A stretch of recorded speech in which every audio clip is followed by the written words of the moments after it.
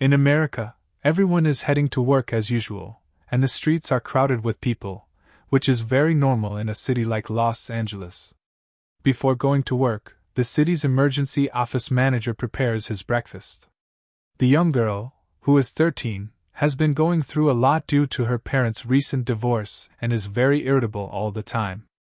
Today was supposed to be a day off for him to spend a nice day with his daughter, but suddenly a mild earthquake shakes the city. Nothing in the hospital is affected. Doctors are treating patients, and when the doctor arrives, she holds a patient tightly to prevent him from falling off the stretcher. Mike gets very worried and decides to cancel his day off and return to work, leaving his daughter at home alone. When he arrives at the office, a coworker tells him the earthquake didn't cause any damage and that he can still take his day off with his daughter. However, after reviewing the security cameras, Mike notices that the water and gas pipes had exploded because of the quake and senses that something is wrong. At the same time, a team from an engineering company is working in an underground tunnel near the subway. Suddenly, one of the workers screams for help. They rush to save him, but his body is completely burned and disfigured. When asked about his coworkers, he says they all burned to death. Mike immediately goes to the site to investigate. They tell him it was caused by a gas leak, but he isn't convinced and demands that all nearby trains stop and work in the tunnels be halted. Albert, the project manager, tells him it's fine and there's no danger, so there's no need to stop the subway lines. Meanwhile, the workers' bodies are sent to the morgue for autopsy. The doctor is shocked when she smells a strange odor coming from the burned bodies, meaning what happened wasn't just a gas leak. Shortly after, Kima tells Mike they need to leave immediately because the gas leak isn't their responsibility, but Mike refuses, determined to find out the truth. Mike and his colleague go down into the tunnel to search for evidence. As they walk, they notice the air is heating up and it's hard to breathe because of the smoke rising from underground. Since the tunnel is near the subway, the ground shakes as trains pass, and they see burned rats on the floor. They also notice their gloves are melting. Suddenly, a large amount of gas erupts from a crack in the ground, and the tunnel fills with fire. They rush out just in time before getting burned alive. Mike orders the park where the accident occurred to be closed. Later, Albert brings in Emmie, a geology expert, who tells them the entire city is unstable and they must stop the tunnel excavation. Mike uses the park's equipment to conduct studies and analyses. In the end, Emmie concludes that there is an active volcano beneath the city, which caused the earthquake and the accident for the workers. Mike isn't convinced because there's no solid evidence, and it seems impossible for a city like Los Angeles to have a volcano beneath it. At the same time, nobody notices that the statue in the lake near the tunnel is slowly sinking into the water. That night, Emmie and her assistant Rachel secretly enter the tunnel and notice the crack in the ground that had been releasing gas and steam. They collect samples for analysis. Suddenly, a very strong earthquake hits the city, causing a blackout across the entire city.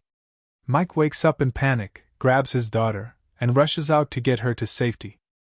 At that time, the train driver was trying to stop by any means because rocks were falling on him due to the earthquake. The quake caused numerous cracks in the ground, and Rachel fell into one of them. She held on and tried to climb out, but she couldn't. The smoke grew thicker, and the tunnel became extremely hot.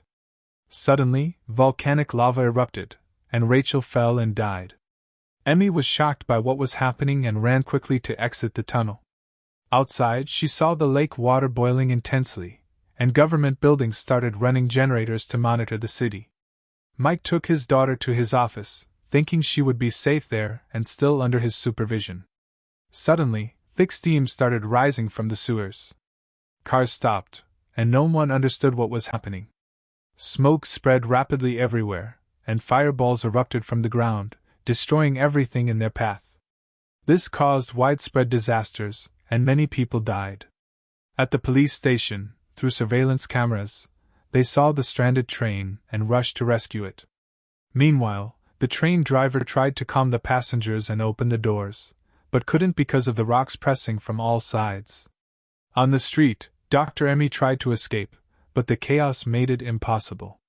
Suddenly, a fireball fell on a fire truck and destroyed it. Mike parked his car in the street, trying to calm the people. But some took advantage of the chaos and looted stores.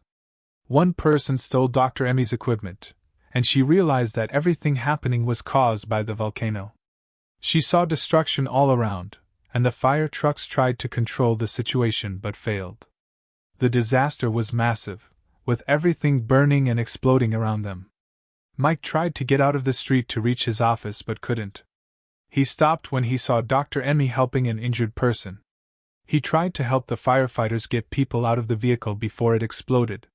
Suddenly, another strong earthquake hit, shattering windows of a nearby building and causing more chaos. Mike saw the volcanic eruption and lava flowing from the ground, confirming Emmie was right. An active volcano was under the city, threatening to destroy it entirely. Lava spread everywhere, burning everything in its path, reaching the main street and destroying everything there. Before it reached the car his daughter was in, she got out quickly, screaming for her father to save her before the lava killed her. At that moment, a fireball landed near her, surrounding her completely, but Mike managed to reach her, extinguish the flames, and carry her in his arms while lava surrounded them.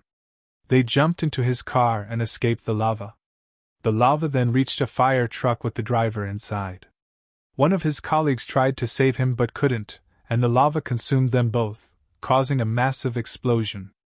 Mike needed to get his daughter out safely, so he handed her to Dr. Emmie to take her to the hospital quickly since her legs were injured.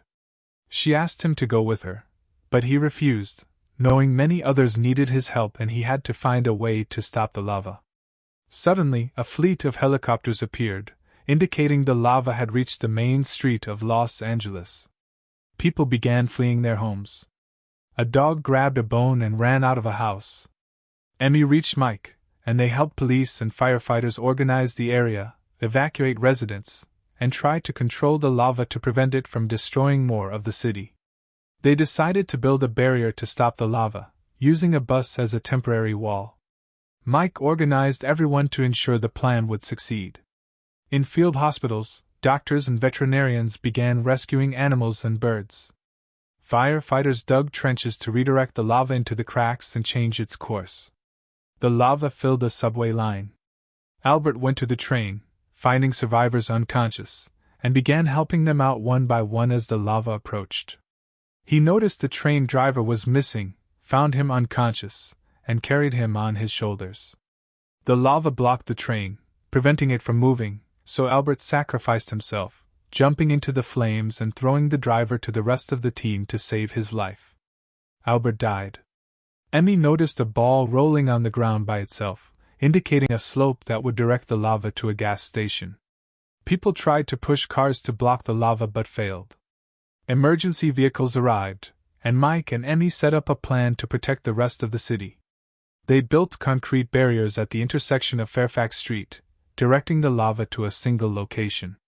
Helicopters sprayed water from above, creating a hardened layer to stop the lava from spreading.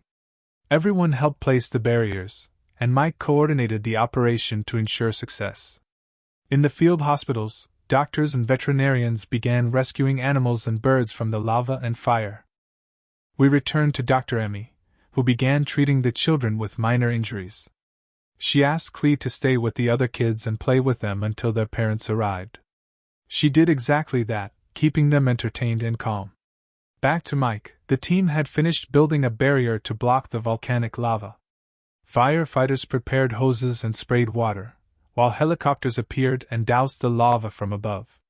Shortly after, they succeeded in stopping the lava flow and celebrated their achievement, believing they had completely stopped the eruption. But Emmie wasn't convinced. She quickly went down into the tunnel to check if the volcano had really stopped. Using a monitoring device, she discovered that the lava was still moving underground and that nothing had really changed. She called Mike and explained everything, telling him that they hadn't stopped the lava. Rather, the volcano had changed direction. She warned that a massive eruption was coming, even worse than a nuclear bomb. Emmie calculated that the explosion would occur at the end of the Beverly Center line, in the city, where the injured were in the field hospitals. Mike rushed to Emmie and set up a camera in the tunnel to monitor the lava.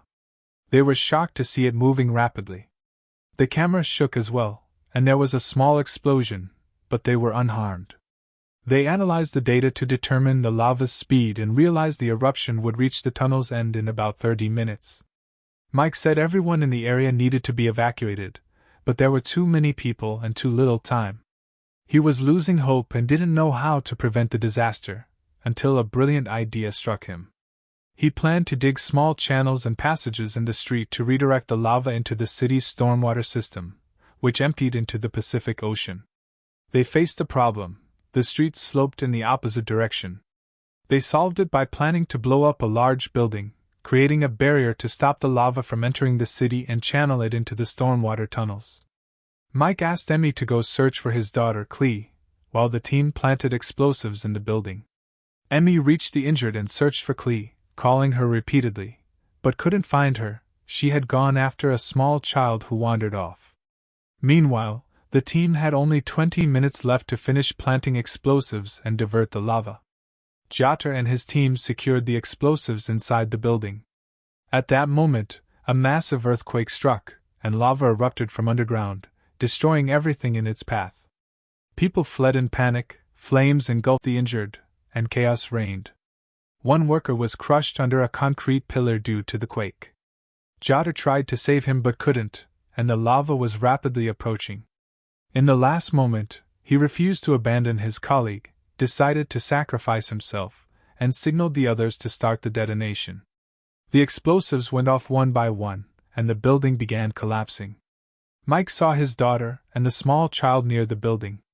He ran to save them, reaching them just in time before the building collapsed. Their plan worked. The lava was successfully diverted into the ocean. The people began celebrating the accomplishment. The mother searched for Mike and suddenly saw his hand emerge from under the debris. Mike came out alive, carrying his daughter and the small child, all covered in dust. Emmie told Mike that if she had been responsible for the city, she would have sacrificed it, but his plan had succeeded, teaching her a lesson she would never forget. At that moment, someone informed Mike of a new emergency, but he refused, saying he had a vacation and needed to spend it with his daughter while the others handled the task. And with that, we reach the end of our film. If you enjoyed it, don't forget to like and subscribe.